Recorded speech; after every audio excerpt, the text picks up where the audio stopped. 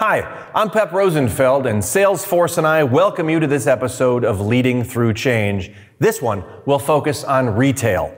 We're going to take a virtual walk through the store of Dutch optical retailer Hans Anders and have a chat with Bran Bruins, Director of Omnichannel, and Angelie Engels, Sales Director, about what they have done to reopen their stores and what their plan is to recover from the current crisis. So you sit back and get ready to enjoy. Hello everyone, and welcome to another edition of our Leading Through Change for Retail. In our last episode, we looked at how leading retailers are navigating through the crisis, and we used the example of a leading Dutch footwear retailer, Omoda, and took some examples from there. Today's episode, we have something different for you. But before we go there, I just wanted to thank you. Thank you for taking the time and joining this episode. And we will be showcasing some Salesforce solutions, so a quick reminder to base all of your purchasing decisions on what's available currently. So in today's episode, we talk about reopening, recovery, and growth for retailers. And we use the example of another Dutch retailer, Hans Anders. I will give you a bit more context about what's happening in the industry. We speak to two executives of Hans Anders and also walk through their store before finally ending with a demo of some innovative Salesforce solutions. Retailers have gone through a lot during the crisis these past few months. They've tried to stabilize as much as possible. They've tried to maintain liquidity while also trying to grow their revenues as much as possible during the crisis. Some of them have been fortunate to have online growth, but others unfortunately had to lay off people, and some have even gone under. Now the focus shifts to reopening. There are a few things retailers need to consider as part of their reopening plans. One is on store reopening, to ensure that all of the safety precautions and guidelines are taken care of in terms of the signage, in terms of the flow of customers, the number of people in the store. The second is taking care of their own employees on health and safety in terms of communication to the employees as well as communication back. Third is in terms of customers. Again, the health and safety of customers while they visit the store, but also what they say to the customers in terms of operational updates, but also marketing material.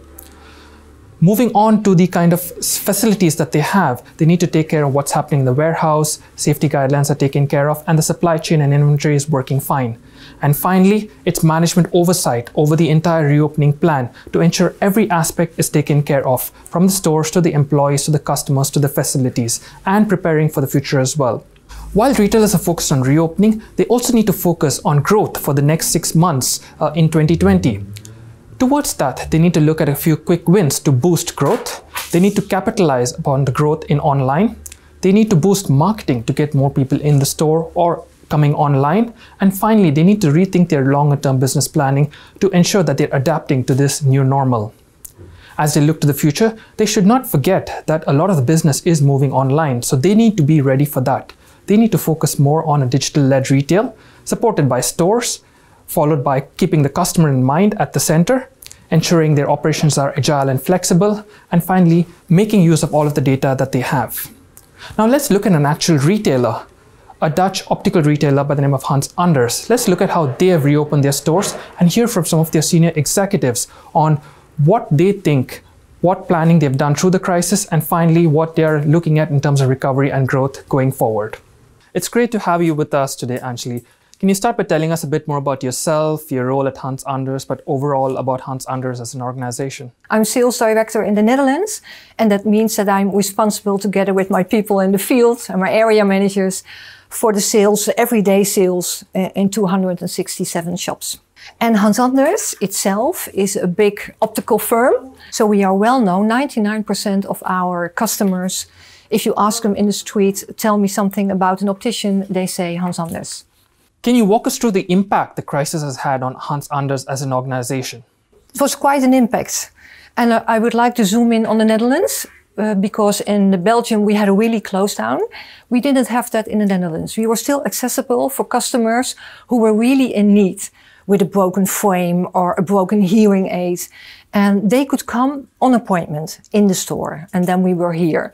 And we had another thing to help the people who were not able to come into the store. And that was a remote help plan. And that means that you fill in a form as a customer and we are going to call you back by video call or by a normal call. And you can ask your question or your needs or your worries. And we are trying to help you online or physically in the store on appointment.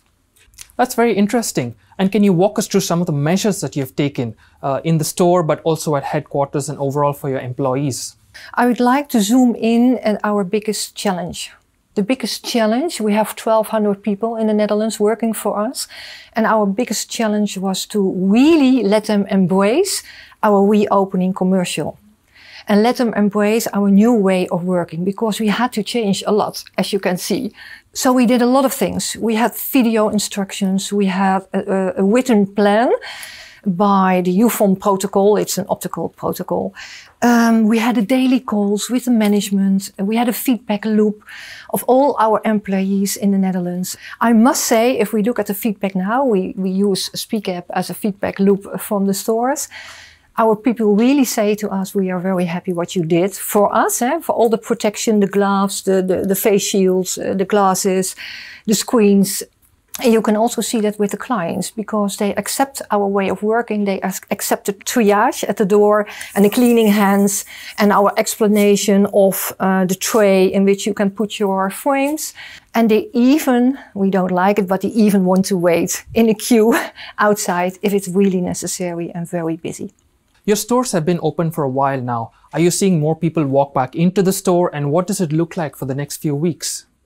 It's still 5 weeks ago that we commercial reopened, and we see already a little increase in customers. Of course, not the same as before the Corona period, you can imagine. We see that the customers are more divided throughout the week, although we see that our conversion increases a lot. And it tells us that the customers who are coming are really determined to buy something. It's not for fun shopping, they really come in to buy their product. And that's a good thing. And has that changed in terms of how the store associates interact with the customer then? Is it more personal? Yeah, it's much more personal. It's almost one-on-one shopping. Mind you, we have a personal one-on-one shopping moment every day if you like to as a customer. You just have to ask for the vulnerable people, and we help you one-on-one. Thank you, Anjali, for a lot of your inputs during this discussion, and it was great to have you today. Hi, Dennis. Can you tell us a bit more about yourself? My name is Dennis and I'm a store manager for Hans Anders. Can you walk us through the crisis from your point of view? What was the impact on you personally? Yeah, sure. It has a big impact on my life because I have a big social life. And when the COVID-19 happened, I couldn't visit anymore. My friends, my family, my grandma, even going to the grocery store is difficult, and not working for me because the stores closed. They only were open for emergency appointments. So most of the day I was home doing, well, practically nothing, watching TV and stuff like that. So yeah, it has a big impact, yeah. And can you walk us through the impact on the store, how that has progressed through the crisis, and more importantly, what is the feedback from the customers to the measures that you've implemented? First, when COVID-19 happened, all the stores closed and we were only open for emergency appointments. So when people had their glasses broken, we were here for them to fix it. Now we're fully open again with a lot of measurements. We have signing on floors. When you come into the store, you have to disinfect your hands. We have plexiglass all over. We clean every instrument that we have, including all the chairs. And so we take a lot of measurements, and the customers are very happy about it because we're open again, but we're taking all the measurements to take care of their health and also our own health, of course. As an optician, you cannot always be 1.5 meters apart from each other. So then we have gloves and face masks that we can use, so we can get a little bit closer, but then still be safe. But customers are happy because they're happy the store is open again and they can buy some new glasses again. But yeah, it takes time to get used to for us, but also for the customers. But the customers are happy that they can visit us again. So yeah, it's good for them and good for us. That's good to know. Thank you, Dennis. You're welcome. It's great to have you with us today, Bram. Can you start by telling us a bit more about yourself, but also your role at Hans Anders? Yes, of course. My role is that I'm Director Omnichannel, which means that I'm responsible for using digital and innovation to improve the customer journey and also have a positive business impact with it. Can you tell us about some of the impact that the crisis had on Hans Anders and how you've kind of coped with that? In every market, there was a different approach and there were day by day different measures taken, and we needed to react on that. So every day we had a feedback loop with everybody involved, from management to stores, in taking the right actions and of course making sure that we communicate accordingly to stores, but also to customers. So it was really challenging to manage that operation. What we did is we prepared a few scenarios. So we had a red scenario with a more or less total lockdown. We had the orange scenario, which we are operating now. And then we prepared store process, but also marketing approach. And also we hopefully can proceed to a green scenario. And then more or less everything is back to normal. We don't know exactly when. But that's how we operate and what we prepared. And that helped us a lot in making sure that for everything that was changing, we were able to react really fast and to communicate to customers and to stores. I know that Hans Anders has a big online business as well, and digital is a big part of your entire journey. Can you walk us through the digital side of Hans Anders, how the crisis impacted there, but also what measures you've taken on that part of the business? We do have an online platform for the Netherlands, that's hansanders.nl, and we use that in a normal situation for lead generation to stores via appointments, but also store try-ons, but also for direct sales, also for spectacles, but also mainly for contact lenses. So in contact lenses, you can imagine that in that category, it's also already common to buy online. So we already have a high sales share there. And when Corona kicked in, we saw that sales going up and compensating partly for the loss in stores. For spectacles, it's a different ballgame because their online sales is such a low share that even though we saw a huge increase relatively, it still didn't compensate for what we lost in stores. So we prepared a lot to support the reopening and make sure that people could use tools like virtual try-on in doing the orientation online and then placing a store try-on to go to stores and also make it really easy to book an appointment. So that's how we used our online platform with also the one-on-one communication that we executed to support the store opening. And that was so far quite successful. And that's really interesting. Can you walk us through the impact that the crisis had on Hans Anders and what have been the challenges that you've gone through during the entire crisis, but also as part of the reopening? Yes, we see that traffic is limited, so it's more or less kept, it's more spread over the week. Taking that and then also taking into account that we have relatively small stores, then we expect that for the near future there will be a limitation on the store traffic that we can handle. We also see a shift in consumer behavior. People are using more and more an appointment as a tool to know that they can be helped and they don't have to wait in line for a store to enter. So taking those two things together, for us it's really about balancing the store hours with the appointments and the marketing pressure.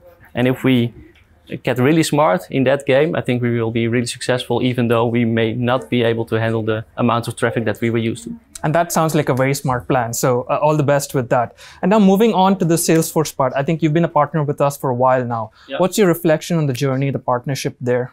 We are using Salesforce Marketing Cloud and Service Cloud. Marketing Cloud since 2018 and Service Cloud since the end of last year. And in this crisis, we were really happy that we had Salesforce as a platform to be able to have one-on-one communication to our customers and also to be able to adjust our automated transactional flows really easily, adapting that to the situation in all the markets that we operate in, but also using Service Cloud from the same data source, because then there's no friction, because customer service agents can exactly see who received which campaign and they know how to respond on that. So that helped us a lot in being flexible and also being able to execute and implement new propositions like our remote help proposition that we developed over the crisis. That is really impressive in terms of what you have over the next few months. Thank you so much, Bram, for your time here and for talking to us today. And now we transition over to my colleague Lex, who will walk us through a demo of some interesting Salesforce solution that you can use during this crisis. As you were able to see, shopping's really different now than it was only a couple months ago. My name is Lex, and today I want to show you how Salesforce can help you prepare for whatever's coming our way now and in the future. And I want to show you how we can do that with appointment scheduling and virtual personal shoppers.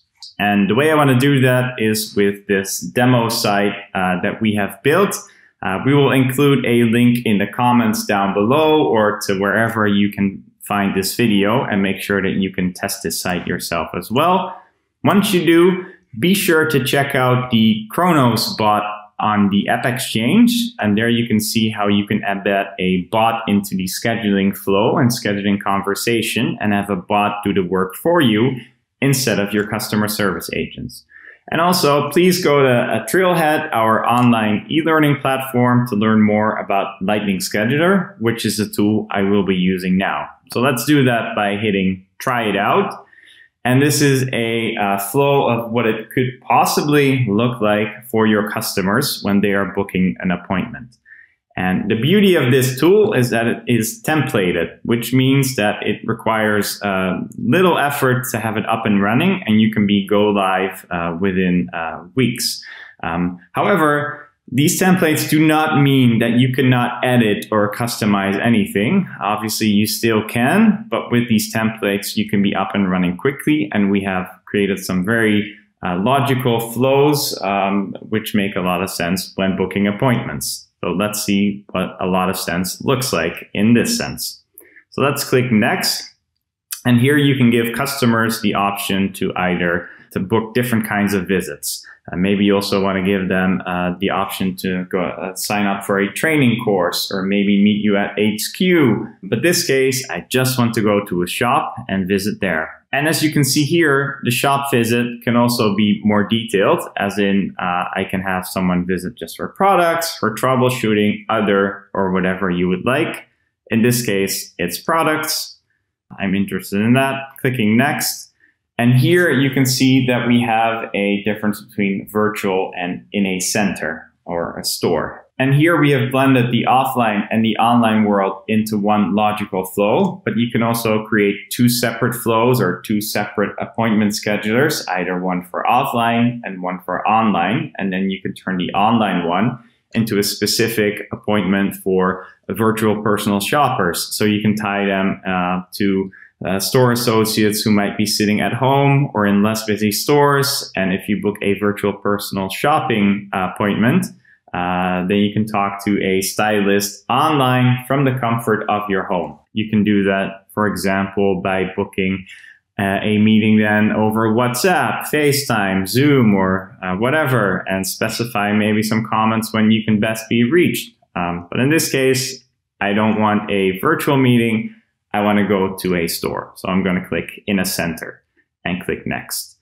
And I wish the location that is coming up right now is where I was actually at, but this is more where I would like to be. Melbourne, Victoria in Australia. Let's just assume I'm in that very sunny city and click that one as my closest store. Click next. And once I do, I can schedule the store associates who are working in that store. So here I see that Russell Perez, Tina Lay, and Connie Ruiz work at this store. And I'm going to schedule Russell simply because he shows up at the top. And let's see if he's available when I am, which is on Monday, the 29th of June. Yes, he is. He has a lot of appointments yet to be scheduled. So I'm taking this after lunch spot, and I'm going to reserve this for me. Click next. And here I can review the meeting as a customer, and you as a business can either ask a lot of details or few details. Obviously, a lot of details will increase the threshold of people actually completing the flow, but increases the quality of information you get. And if you ask for fewer details, it lowers the threshold for customers, but you might not have the best quality of data. That's more of a personal choice. How much data do you want from customers beforehand? In this case, I'm going to autofill all of my details, and I'm going to click next and make sure that I have booked my appointment here. And I will get a confirmation email so I know where to show up, and I actually do show up. So this is all I've wanted to show you today. And I wanted to show you how you can use Appointment Scheduler to book on-site meetings, virtual personal shopping, but we've also seen it being used for queue busting, as in you can just reserve your spot into the queue and go somewhere else and come back when your dedicated time is up. This is just a short example of what we can do. And now I want to pass it back to you, Vinay. Thank you so much for that, Lex. And with that, we wrap up.